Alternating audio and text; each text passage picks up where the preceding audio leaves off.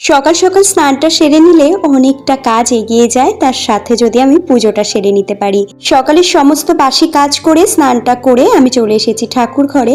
পুজোটা করে নিয়ে আজকে বেড কাভারটা একটু চেঞ্জ করলাম। বেড কাভারটা খুব একটা নোংরা হয়নি, কিন্তু যেহেতু আমরা কয়েকদিন ব্যবহার করেছি, একজন মানুষ আসলে তখন কিন্তু একদম ইচ্ছা করে না আমাদের মানে শোয়া বিছানায় তাকে রেস্ট করতে দিই বা একটা বেলা থাকুক। রান্নাঘরটা ঝাড়পোছ করে তারপরে কিন্তু আমি কিচেনে চলে এসেছি।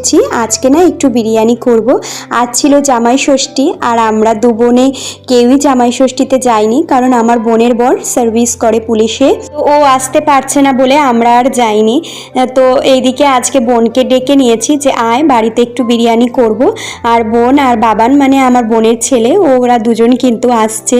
বোন খুব একটা একা একা বেরোয় না, আমি যেভাবে যেভাবে বলেছি ও কিন্তু ঠিক সেভাবেই আসছে। কিছুটা চিকেন আমি ম্যারিনেট করে নিয়ে এসেছি, যেটা আমি বিরিয়ানির দমে দেব। আর এদিকে কিন্তু আমি একটুখানি ব্রেস্তা ভেজে নিয়েছি, ভাতের চালটাও বসিয়ে দিয়েছি, আর এদিকে কিন্তু মশলাটা কষিয়ে আমি কিন্তু চিকেনটা দিয়ে দিয়েছি, আর এদিকে দম দেওয়ার ব্যবস্থাটাও করছি।